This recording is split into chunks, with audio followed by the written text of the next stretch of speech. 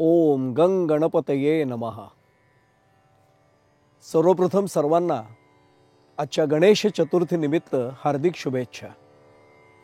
आजपासून सर्वांच्या उत्साहाला उधाण येईल, कारण गणेशोत्सवाचा प्रारंभ आजच्या दिवसापासून आहे।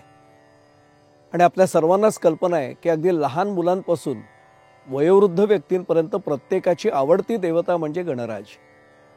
लहान मुलांना देखील जर आपण प्रश्न विचारला की कोणता भगवंत तुला जास्त आवडतो, तर त्याचं लगेच उत्तर येतं, अगदी निरागसतेने उत्तर येतं, गणपती बाप्पा। आज भाद्रपद शुद्ध चतुर्थी, जी गणेश चतुर्थी म्हणजेच महासिद्धिविनायकी चतुर्थी म्हणून ओळखली जाते। आपल्याला आजची गणेश चतुर्थीची पार्थिव गणेश पूजा सर्वांनाच माहिती आहे, पण याची पार्श्वभूमी थोडी वेगळी आहे। श्री गणेश कोशाचा जर आपण संदर्भ घेतला तर गाणपत्य संप्रदाय म्हणून ज्याला ओळखला जातो, असे सर्व गणेश भक्त हे श्रावण शुद्ध चतुर्थीपासून भाद्रपद शुद्ध चतुर्थीपर्यंत म्हणजे पूर्ण महिन्याभराच्या कालावधीमध्ये या पार्थिव गणेश पूजनाचं व्रतपालन करत असतात। पूर्वी हीच पद्धत होती, आता कालानुसार ती पद्धत आता थोडीशी बदलली, कारण आता एवढा वेळ सर्वांकडे शिल्लक नाहीये। नदी किनारी किंवा भौगोलिक परिस्थितीनुसार एखाद्या ठिकाणी समुद्र किनारी जाऊन तिथे स्नान करून शुचिरभूत होऊन आपल्या स्वतःच्या हाताच्या अंगठ्याच्या आकारा एवढी मातीची गणेश मूर्ती हातावरच तयार केली जाते। या व्रतामध्ये तिचं षोडशोपचार युक्त पूजन केलं जातं। अगदी प्राणप्रतिष्ठा ज्याला आपण म्हणतो की ओंकाराचा जप करून, प्रणवाचा जप करून त्या मूर्तीमध्ये प्राण ओतले जातात, त्याची षोडशोपचारे पूजा केली जाते, विधीपूर्वक पूजा केली जाते। तिथेच पाटावरही त्याचं प्रतिष्ठापना करून मग हे पूजन केलं जातं। सर्व द्रव्य त्याला अर्पण केली जातात, प्रार्थनापूर्वक नमस्कार केला जातो, आरती म्हटली जाते। आणि मग त्याच नदीमध्ये किंवा मगाशी म्हटल्याप्रमाणे भौगोलिक परिस्थितीनुसार सागर किनारा जर असेल तर त्याच समुद्राच्या पाण्यामध्ये या पार्थिव गणेश मूर्तीचं विसर्जन केलं जातं। आणि मगाशीच म्हटल्याप्रमाणे श्रावण शुद्ध चतुर्थी ते भाद्रपद शुद्ध चतुर्थी असा पूर्ण महिन्याभराचा कालावधी हा पार्थिव गणेश व्रत म्हणून ओळखला जातो। आत्ताच म्हटलं की कालाय तस्मै नमः, काळानुसार आता सर्वांना महिनाभर हे व्रत नाही करणं शक्य होत। मग जर हे महिनाभर व्रत नाही करणं शक्य झालं तर असं आपण जे आत्ता करतोय तसं किमान अखेरच्या दिवशी म्हणजेच श्रावण शुद्ध चतुर्थीपासून आजच्या भाद्रपद शुद्ध चतुर्थीच्या दिवसापर्यंत म्हणजे अखेरच्या दिवशी आजच्या भाद्रपद शुद्ध चतुर्थीला अशीच पार्थिव गणेश पूजा केली जाते। आता समुद्रकिनारी किंवा नदी किनारी जाऊन आपण स्वतः मृत्तिकेचं पूजन त्याचे नाही करत, त्याची मूर्ती नाही तयार करत, पण आपण तयार गणेश मूर्ती घरी आणत असतो आणि या मूर्तीचं षोडशोपचारे आपण पूजन करत असतो, मनोभावे पूजन करत असतो, मंत्रोपचारांनी त्याच्यामध्ये प्राणप्रतिष्ठा करत असतो, त्या मूर्तीची त्याच्यामध्ये प्राण आपण ओतत असतो।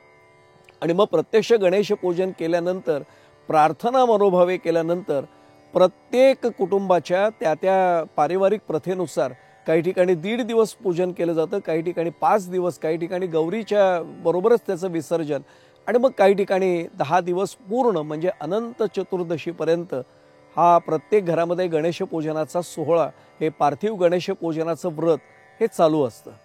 आपल्या सर्वांनाच कल्पना आहे की लोकमान्य टिळकांनी याच गणेशोत्सवाला सार्वजनिक स्वरूप प्राप्त करून दिलं।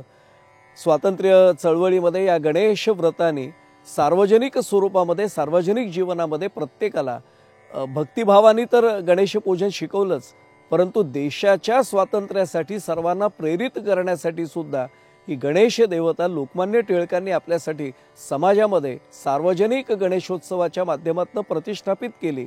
आणि मग त्याचाही उपयोग आपल्याला स्वातंत्र्य लढ्यामध्ये निश्चितपणे झाला, हाही भाग आपल्या लक्षात येतो।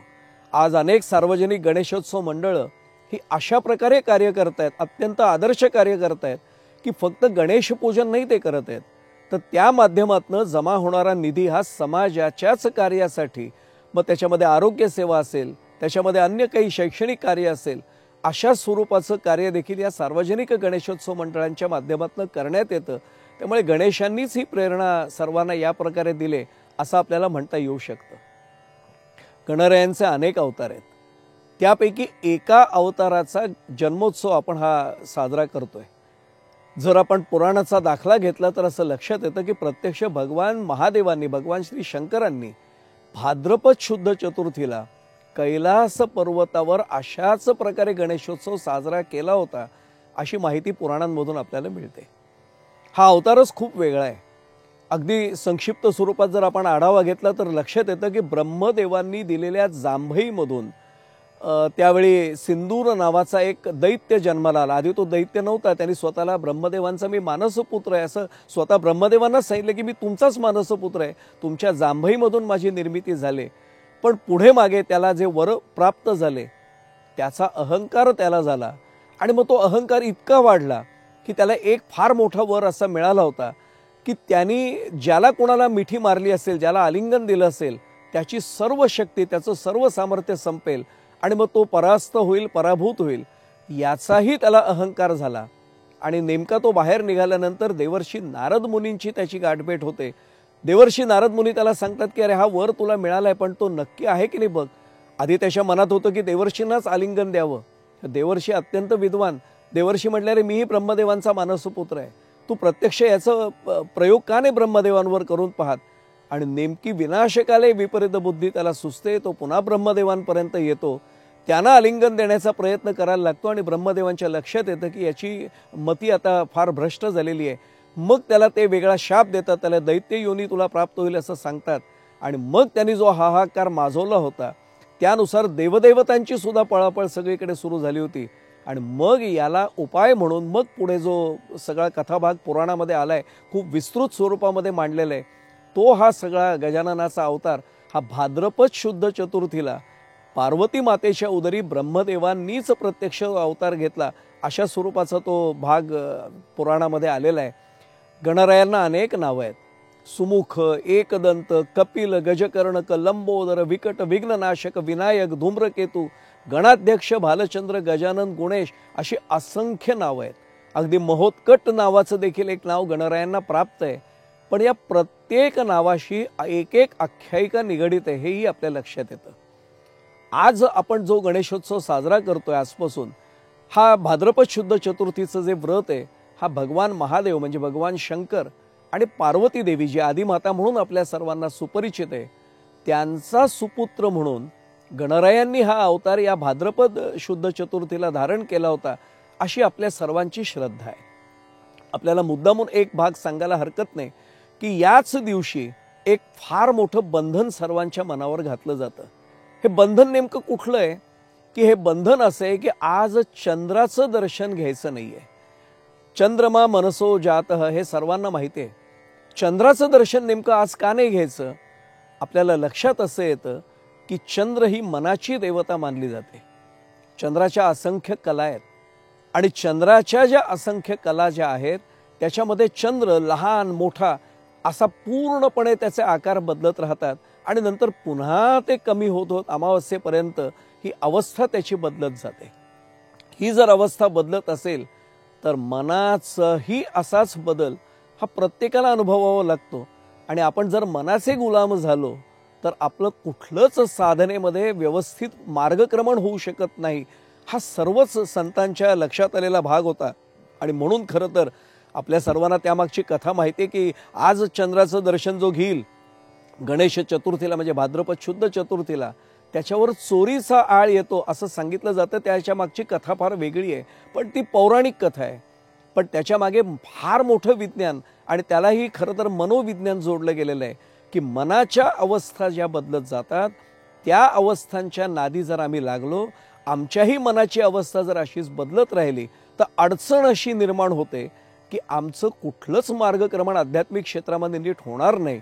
आणि म्हणून मनावर जो नियंत्रण मिळवू शकतो खऱ्या अर्थाने तोच गणरायांचा आवडता भक्त होऊ शकतो.